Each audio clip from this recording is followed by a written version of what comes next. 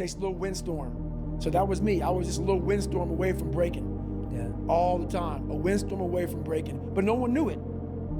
I walked around like I was a pillar of strength at a young age. But that internal conversation you're having back here is this weak little kid, very afraid.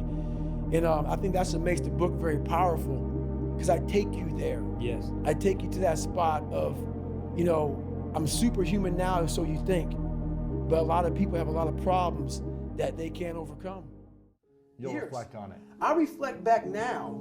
There's times now where I will reflect back on my first 100-mile race. Still today. Still today. And it'll give me the same exact feeling. Because what I did in that first race, when I was undertrained, I did it on 4 days' notice. I hadn't run more than, I think, 20 miles the whole year. And I did it to raise money for his foundation, to try to get in the Badwater. What I had to pull out of myself on that last, so that's where that book, Live with the Seal, kind of originated. Jesse Itzler saw me at this race. He was racing too. Right? Yeah, but he did it as a team. Right, you did it alone. I did it alone. Yeah. And that's what I talk with people about, man. I spent so much time, people always like, why do you run so much? You try to get in shape. No, the things I do in life, most of life, you're alone. You may have a whole support crew around you, but up here, you're alone. Most of the stuff I do, I'm training for those moments. It's all fucking bullshit. It's not. But what they don't teach you within the cookie cutter is like our minds are like a fucking garage. And the garage, if you open a garage and it's all cluttered up, it's all fucked up, you can't put your car in there. You got fucking boats and you got fucking kids' toys and shit everywhere. But if you organize that fucking garage and you put everything in its rightful spot, you can pull that car in there. You can put 2 cars in there. You can put bikes in there. And that's like with the mind. People talk about discipline and fucking determination and fucking, repetitions and all this shit. Consistency. Why people fall off the wagon so often is because their mind is full of shit. There's no room in that mind for discipline. There's no room for consistency. They may do it once or twice, but then the mind takes over and that cluttered fucking garage comes in, and then it's like a circuit breaker, man. A circuit breaker just overloads and it fucking sparks. And our minds, that's our mind, man. It's like a fucking circuit breaker that has so much shit in it, you keep on loading it, you can't put any more into it. I do it.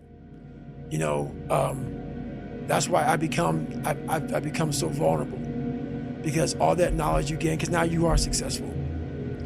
And there's so many people who are getting bullied in so many ways that, you just show them that there's a path.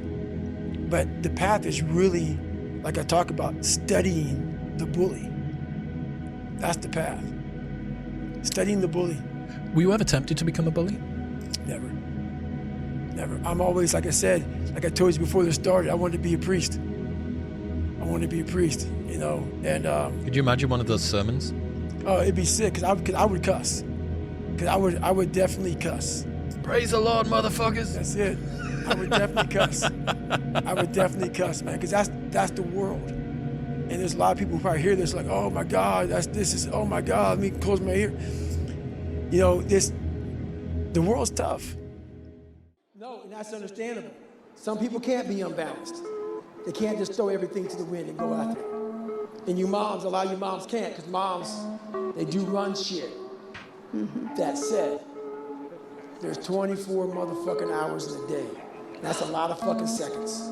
So if you want that balance, you have to suffer while everybody else does not. Your kids won't, your husband won't, no one else will. If you want to spend maximum time with those fucking kids, when they go to sleep, guess who's up? When it's the maximum amount of time with that husband, when that husband goes to work or whatever, guess who's maximizing all that time? Every free time you have will be family and what you want to become. There were several nights where David Goggins had a lot of sleepless nights.